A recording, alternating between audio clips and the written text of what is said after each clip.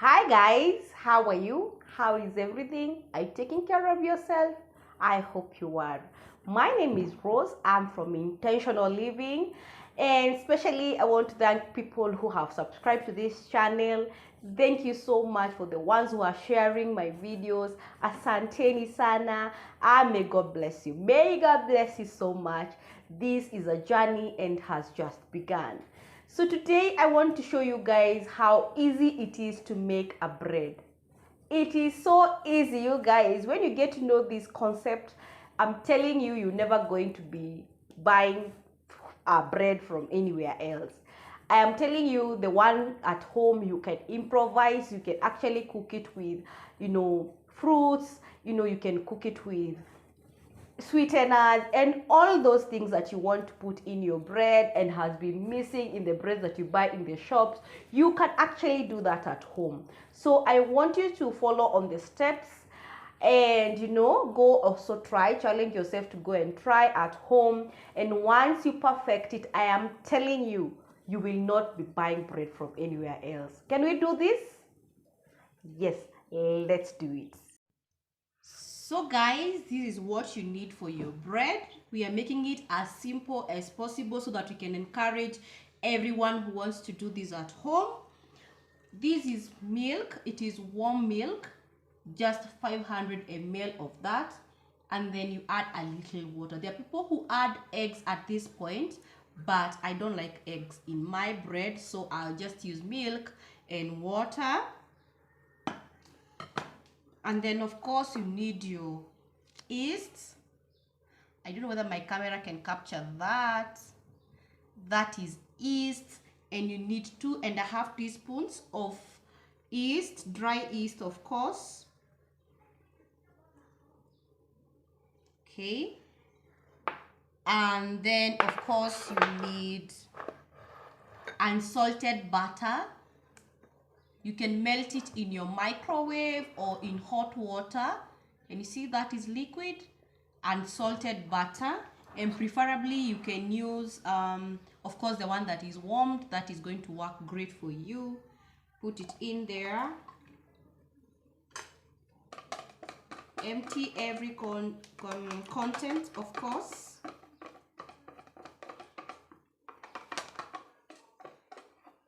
At this point you can actually beat a bit, ipige kidogo as you mix bit by bit. The next thing you need is sugar, sukari. It's half a cup. Okay, mix that.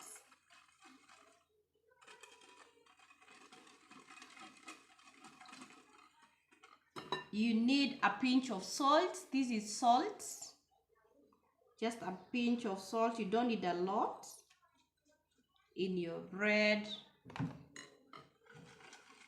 Mix that. So like I said, you can actually improvise your bread at home. You can add dry fruits and everything else you'd want to be in your bread. So I will go in with my dried grapes. This is a cake mix of dried grapes, and this is what I want to add in my bread. Just a few pieces. It goes a long way, and actually this also encourages the children to eat. It's like a motivation to them. Yeah, so yes, this is getting good. And yeast has a way of making you smell bread.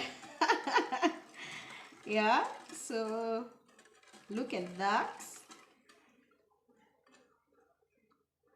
Okay,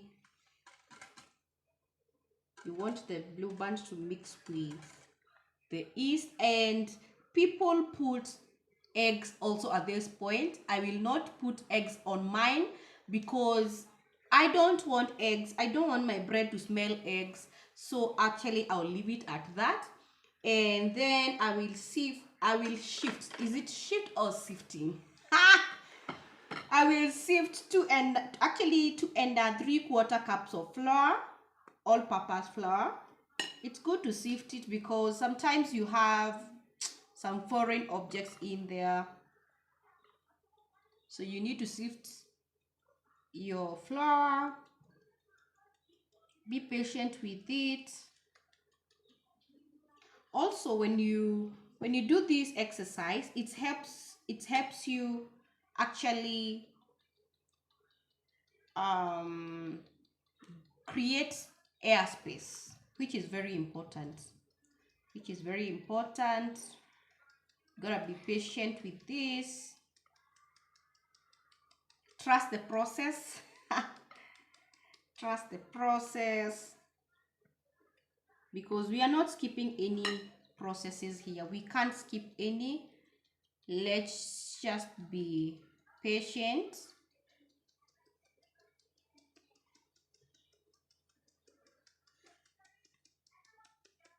Yes, 2 cups down. One more to go, or 1.5 more to go. And you know why I'm using my gloves, and you also should, because sometimes it gets so sticky because of the yeast, and so you have to also put on your gloves if you're working on dough, because you don't want to get it dirty. You don't want to have impurities in there. Imagine when you have nail polish and you're using your bare hands to cook. It's not funny because sometimes it chips and it will get in your dough, and people are going to be eating part of that polish, and that is not good. So shift your flour. This is all-purpose flour, and it's good to shift it so that you can create some airspace. Those are very, very crucial when you're doing your chapati, your cake, your mandazi, anything that you're cooking with wheat. It's good to shift it because it gives a very nice aeration and a lot of air spaces in there, which you need actually.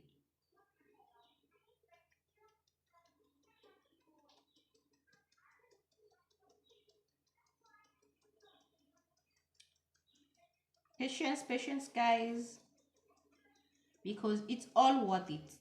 And you can actually choose to do a smaller quantity of this, because also this depends on what you're cooking. Right here I'll do a bread, and I'll also do some cinnamon rolls with the same dough. So I am actually killing 2 birds with 1 stone, you guys. So patience kidogo, you're getting there.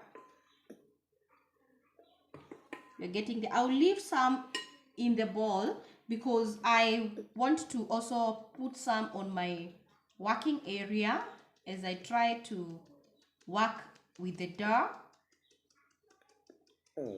So I'll need to leave a bit of it. Okay, see what I was telling you? Sometimes you'll get some objects that you didn't need in there, and then also you need to actually give it some air. So from here you just need to mix a bit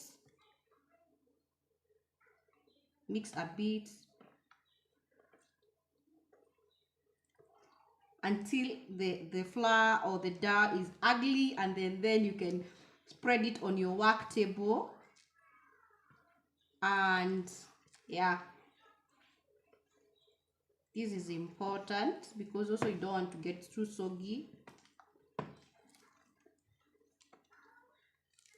And sometimes you get the temptation to add more flour, but that is not important.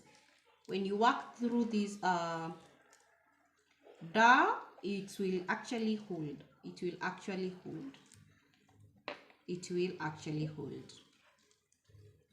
Yeah, so spread it like that.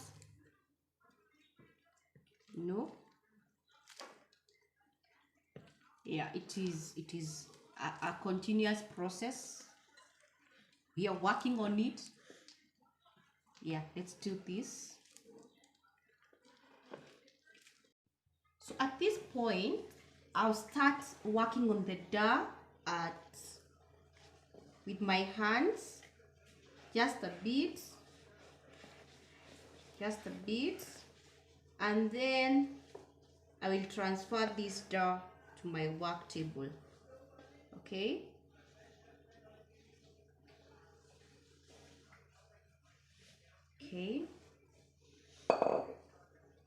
so you pull and push your dough till it forms a firm but sticky part of dough. So keep spreading it out, pulling it in. Hapa you'll need to like take time, and I know you may be tempted to add more flour, but tell you what, this is just enough. This is enough, and by the time you're getting done with it, it will be a very good texture. Okay, to be a very good texture. Work it out. Sorry, the noise is because the glove sometimes sticks to the floor, but continue in it. Continue in it. At some point, divide it like this and pour olive oil on the inside to your liking.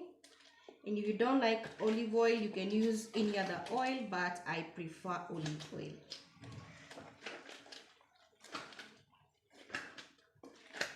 Continue working out. This is like the best part of it, by the way, because now you can feel it's getting soft and soft and soft.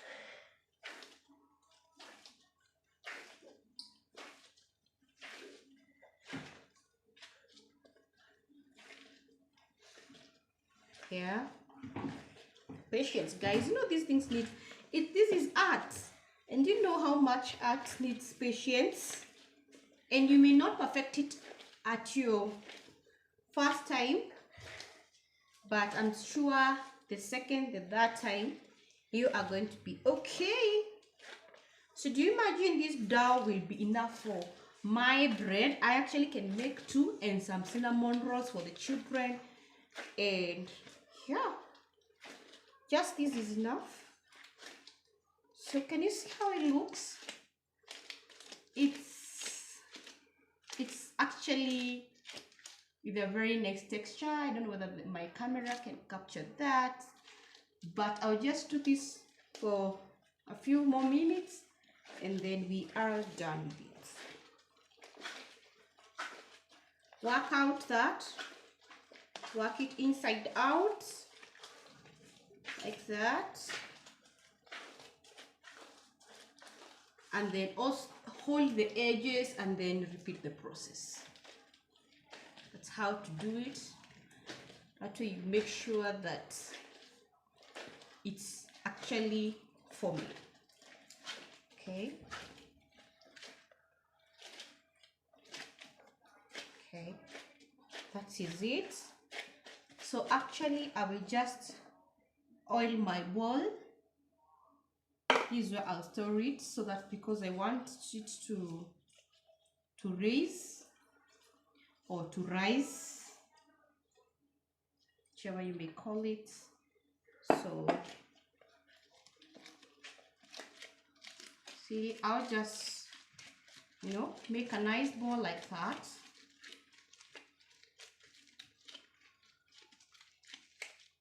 And then keep it in there, and of course cover it so that it will rise. We'll give it about 2 hours. After 2 hours it will be double its size, and then we can now go ahead and, you know, form our bread. See. So guys, I'm back after 2 hours. We had to let our dough rise, and you see it's double the size, It's actually bigger than I thought it would be. And don't mind my camera, guys. I had to put it up there so that you are able to see what is happening down here. Okay, so what we need to do is just release the air, because you can't actually work on it like this. So I need to release air. This is how you do it. Just you punch it like that so that you can release air, and this is what you are left with. Okay, you see it goes back to the almost the original size. And then of course I'll make sure that I don't have any more air. You can see how the coconut oil worked well. You can see this. So I am going to transfer it to my working area, and then make sure, of course, that the place that you're working at is clean. It has to be clean because you need to. It is your station. So I'm actually going to divide this flour into two. I don't need such a big bread. So one part is going to be for my cinnamon rolls, and this other part is what is going to be our bread.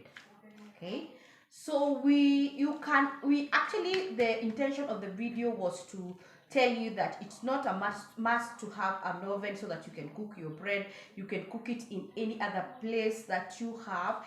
And here we are going to use a pan. Okay, so this is what happens when you want to cook using a pan. Sorry, let me bring in my pan. And guys, don't worry that my pan is old, because I'm not also young. So we're going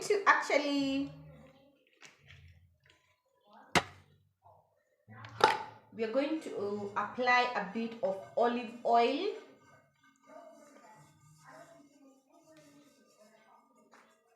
Like that.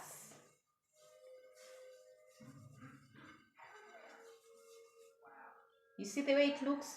It's good to go. And then we place our bread.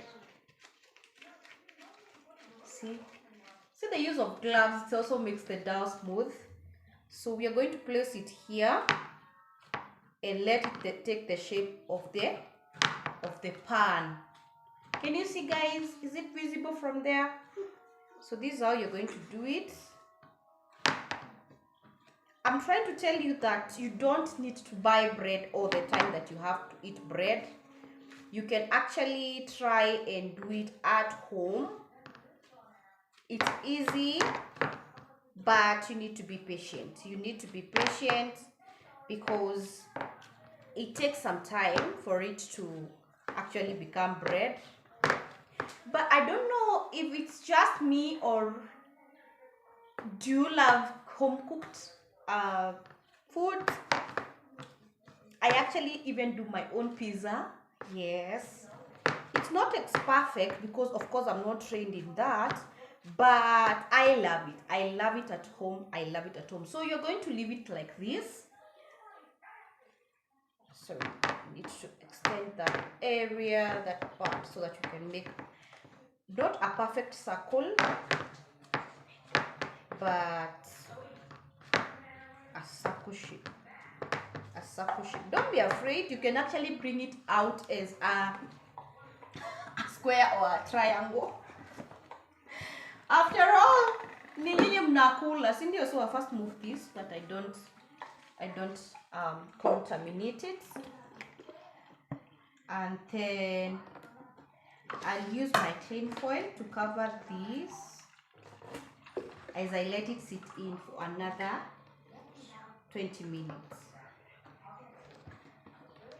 For another 20 minutes, and then we get done here. Okay, sorry. It's not visible from there. I am sorry. But I hope you're getting the concept. Okay. and actually don't expect perfection. We are just doing what we do here. So pull in that to there, and then I'll cover this other side.